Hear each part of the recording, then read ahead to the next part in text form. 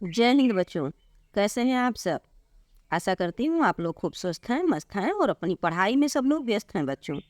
परीक्षा आपका आने वाला है तो आप सजग हो जाइए और जुड़ जाइए इस चैनल में बच्चों, लक्ष्य Hindi class channel by Kiran ma'am के साथ। और बच्चों अपने हिंदी विषय को पूरी तरह से स्ट्रॉन्ग बनाइए। इस चैनल के माध्यम से हम आपको निरंतर कक्षा 9, 10 और 11 और 12 बच्चों, ये 4 विषय जो हैं 9, 10, 11 और 12, तो इन चारों विषय का जो चारों सब्जेक्ट क्लासेज है बच्चों, इनका जो हिंदी विषय है, इस हिंदी विषय के संपूर्ण पाठ्यक्रम को इस चैनल के माध्यम से आपको निरंतर प्रोवाइड हो रहा है। तो आप इस चैनल से जुड़िए और इसका लाभ उठाइए बच्चों। चलिए हम प्रश्न उत्तर की श्रृंखला प्रारंभ की कर दिए हैं। इस प्रश्न उत्तर को निरंतर आप सॉल्व कीजिए और अपनी परीक्षा में जो 10 नंबर आने वाले हैं, 5 गद्य साहित्य के इतिहास से और 5 पद्य साहित्य के इतिहास से, इसको आप स्ट्रॉन्ग बनाइए और एग्जाम तक आप पूरी तरह अपने आप को मजबूत बनाइए बच्चों। चलिए प्रारंभ करते हैं और लेते हैं पहला क्वेश्चन 91 नंबर का। निम्नलिखित में से छायावादोत्तर कवि कौन है? तो हमने आपको बताया है कि आचार्य रामचंद्र शुक्ल जी ने जो युगों का 4 विभाजन किया है, आदिकाल, भक्तिकाल, रीतकाल और आधुनिक काल।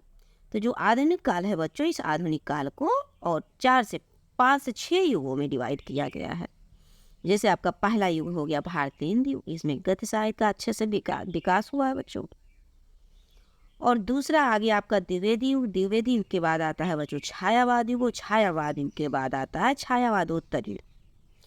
और छायावादोत्तर युग के बाद बच्चों फिर नई कविता युग या फिर साठोत्तर युग जिसे सकते हैं आप, या स्वातंत्र युग। इस तरह से आपको युगों का विभाजन हुआ है। तो अब अलग अलग युगों में अलग अलग कवि थे बच्चों। जैसे मान लीजिए अब छायावाद युग समाप्त हुआ, तो छायावाद युग में जो कवि थे वो धीरे धीरे मतलब फिर नए कवि उत्पन्न हुए, उनको पढ़ के सीख के। तो छायावाद उत्तर युग आया और उस युग के जो बहुत सारे विख्यात कवि थे। इस प्रकार से कवियों का सिलसिला है बच्चों। तो आप इसे यहाँ क्वेश्चन कर रहा है, 4 क्वेश्चन है। इसमें पूछ रहा है कि छायावादोत्तर युग कौन है, या युग के कवि कौन है? तो आप बताएं बच्चों। हरिऔध जी हैं, मैथिली शरण गुप्त जी हैं, महादेवी वर्मा है, या फिर अज्ञे जी हैं बच्चों। क्वेश्चन नंबर 91 को आप देखिए। तो छायावादोत्तर युग या प्रगति, छायावादोत्तर युग को बच्चों आप प्रगति भी युग कह सकते हैं, ये आपके अज्ञे जी हैं।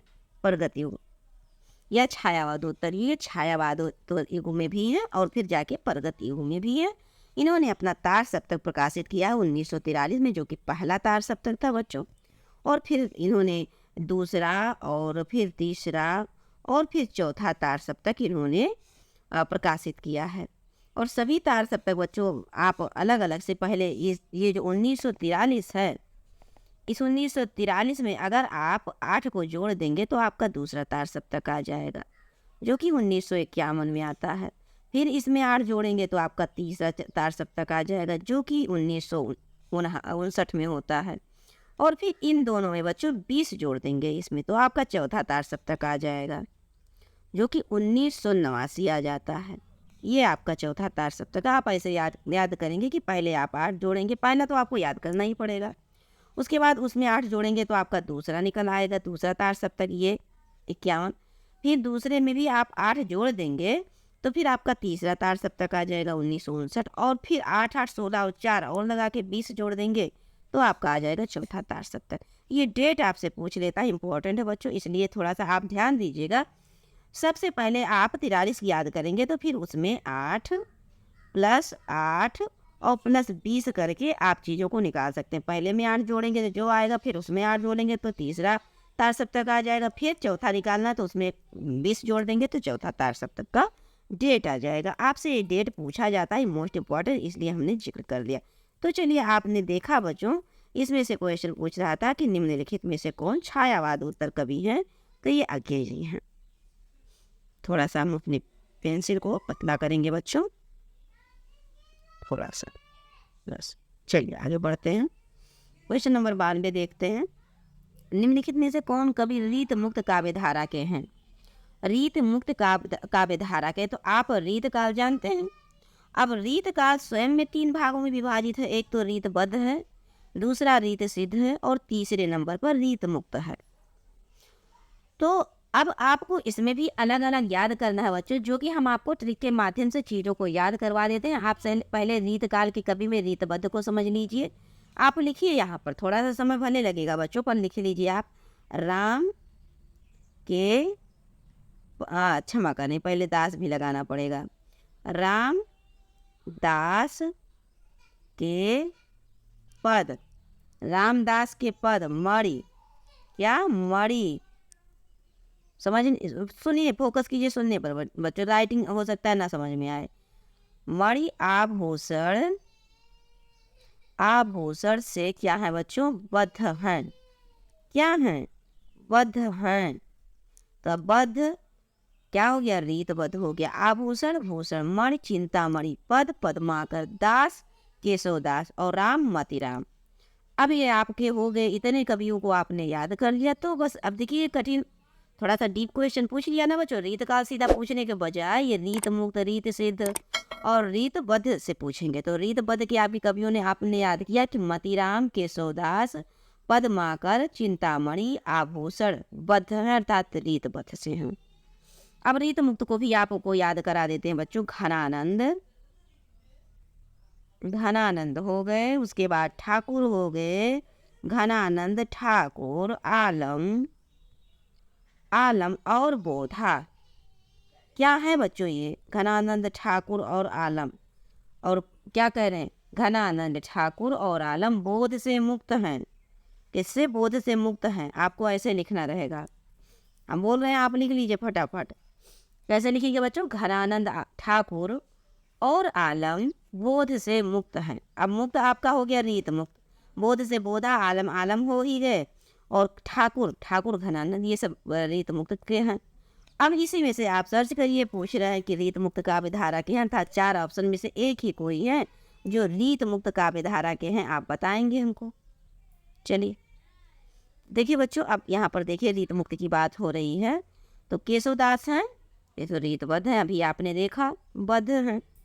चिंतामणि भी बद्ध से हैं, देव भी बद्ध में आते हैं। ये बेटा ठाकुर जो हैं, अभी आपने पढ़ा कि घनानंद ठाकुर और आलम बोध से मुक्त हैं, अर्थात रीत मुक्त काव्य धारा के ठाकुर आते हैं। बहुत आसान ट्रिक है। आप रीत सिद्ध भी याद, रीत सिद्ध याद नहीं करना पड़ेगा, क्योंकि बच्चों रीत सिद्ध में मेन बिहारी को पूछे जाते हैं, बिहारी सत्सई को पूछा जाएगा इनके द्वारा रचित।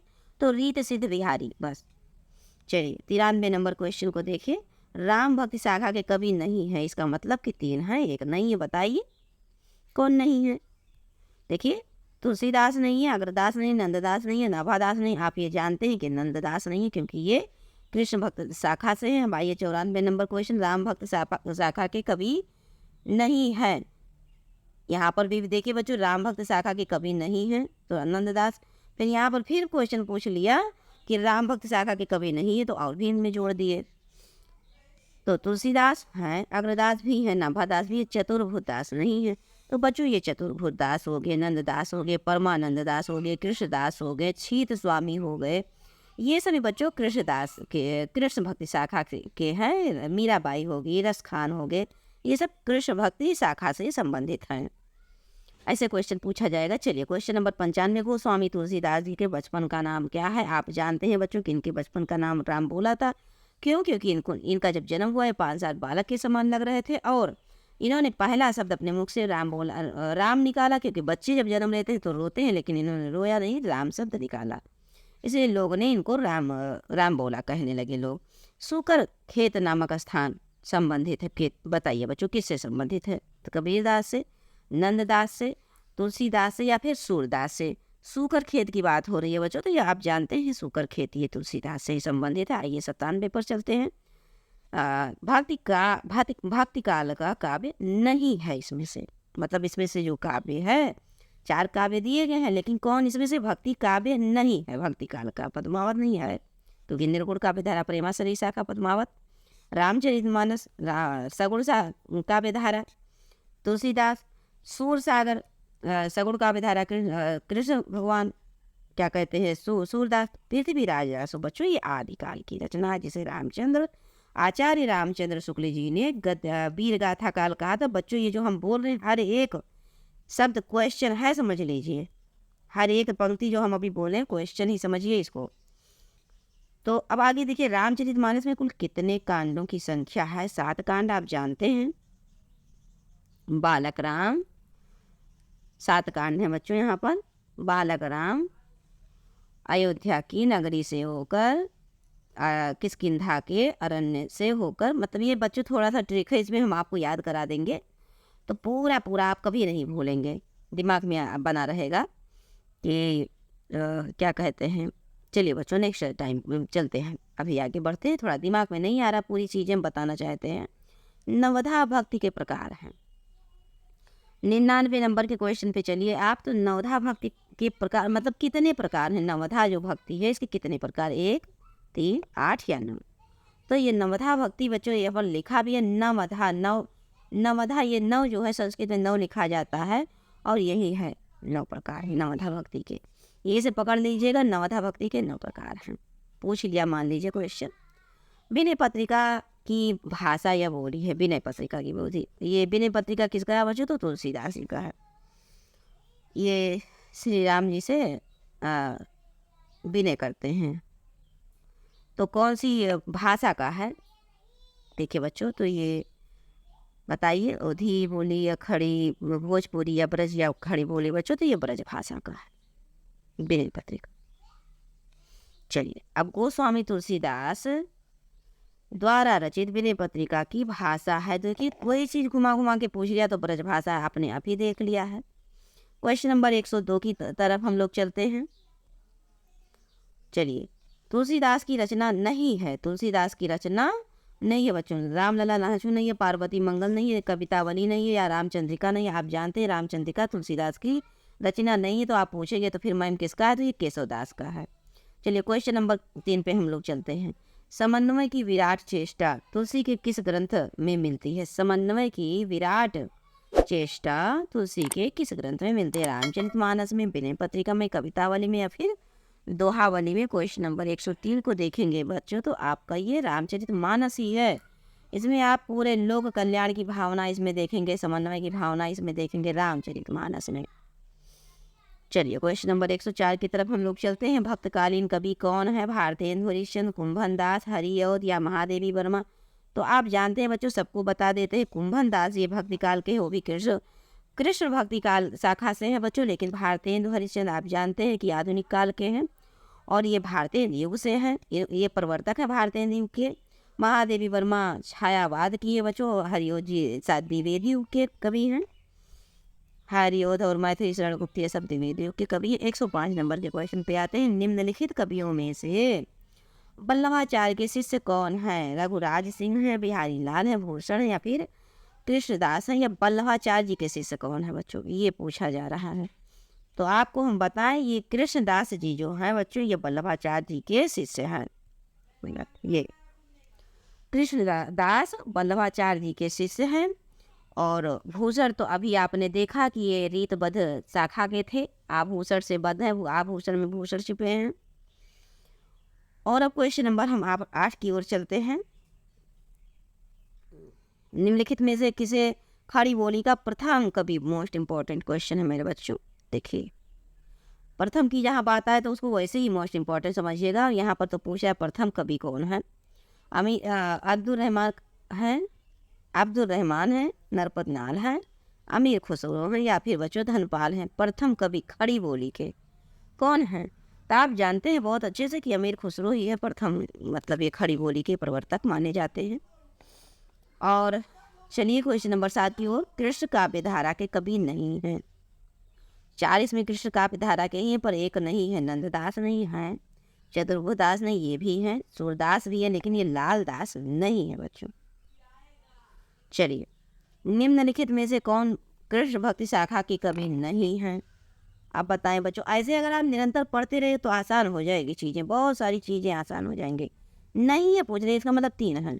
सूरदास हैं, नंददास भी हैं, हमने आपसे अभी जिक्रिया रसखान भी है, पर ये नावादास बच्चों राम भक्ति शाखा के। इन्होंने भक्तमाल की रचना की, जिसमें राम जी के भक्ति की 8 पहर में अलग अलग उनकी आराधना स्तुति के बारे में इन्होंने लिखा है। भक्तमाल में, भक्तमाल इन्हीं नाभादास का है बच्चों। भक्तमाल नाभादास। अब देखिए आगे बढ़ते क्वेश्चन नंबर 109 की ओर। निम्नलिखित में से किस पुस्तक के रचनाकार जयशंकर प्रसाद हैं बच्चों, इतना यहाँ पर बताना है आपको। तो देखिए झरना है, दीपशिखा है, उर्वशी है या फिर द्रौपदी है बच्चों। तो आप ये जानते हैं कि झरना, आंसू, लहर, कामायनी, राजश्री, चंद्रगुप्त, स्कंदगुप्त, ये सब जयशंकर प्रसाद जी की रचना है बच्चों। जबकि उर्वशी आप जानते हैं उनका है रामधारी सिंह दिनकर का है उर्वशी, हारे को हरिनाम और परशुराम की यात्रा और अर्धनारीश्वर उजली आग, ये सब रामधारी सिंह दिनकर की रचनाएं हैं। क्वेश्चन नंबर 110 की ओर हम लोग बढ़ते हैं। देखते हैं निम्नलिखित में से कौन सी रचना भक्ति काल में नहीं लिखी गई। कामायनी नहीं लिखी गई, साहित्य लहरी नहीं लिखी गई, भारत भारती नहीं लिखी गई या फिर उद्धव शतक नहीं लिखी गई। भक्ति काल की बात हो रही है बच्चों कि नहीं लिखी गई, भक्ति काल में, क्षमा करें बच्चों, लिखी गई है यहाँ पर। कौन सी ऐसी रचना जो भक्ति काल में लिखी गई, इसका मतलब ये तीनों नहीं लिखी गई। तो आप जानते हैं साहित्य लहरी सूरदास जी की है जो कि भक्ति काल में लिखी गई है। कामायनी आप जानते हैं जयशंकर प्रसाद की है। तो ये छायावाद की हो गई। मैथिली भारत भारती मैथिली शरण गुप्त की है तो ये द्विवेदी की हो गई। और उद्धव शतक, छत्रसाल दशक, ये सब केशवदास की है। आई थिंक बच्चों, हम श्योर नहीं है इसमें। तो आप सही आंसर पर फोकस कीजिएगा। साहित्य लहरी, कामायनी जयशंकर प्रसाद की और भारत भारती मैथिली शरण गुप्त की रचना है। तो आइए आज का ये अंतिम क्वेश्चन है बच्चों, हम मिलते हैं आपको नेक्स्ट क्वेश्चन में। इसी प्रकार थोड़ा थोड़ा करके क्वेश्चन पढ़ाएंगे, बहुत ज़्यादा नहीं बच्चों, बस 20-20 क्वेश्चन को सॉल्व करते हुए हम लोग आगे बढ़ेंगे। अब 111 से लेकर 131 तक क्वेश्चन अगले क्लास में, अगले सेशन में सॉल्व करेंगे। मुझे विश्वास है चीज़ें आप समझ में आ रही हैं। कहीं कोई त्रुटि हो, मानवीय त्रुटि हो जाए तो उसके लिए ध्यान न दीजिए। हाँ बच्चों, लेकिन उसको कमेंट के माध्यम से अवश्य बताइएगा कि मैम यहाँ पर ये चीज़ त्रुटि है, इसको ये होना चाहिए, आपने ये कहा। बाई दी वे कोई मानवीय त्रुटि हो रही है तो बच्चों चलते चलते आपसे छोटी सी रिक्वेस्ट, चैनल आप सब्सक्राइब कर लीजिए, वीडियो को लाइक भी करें और वीडियो को शेयर भी करें। जय हिंद बच्चों।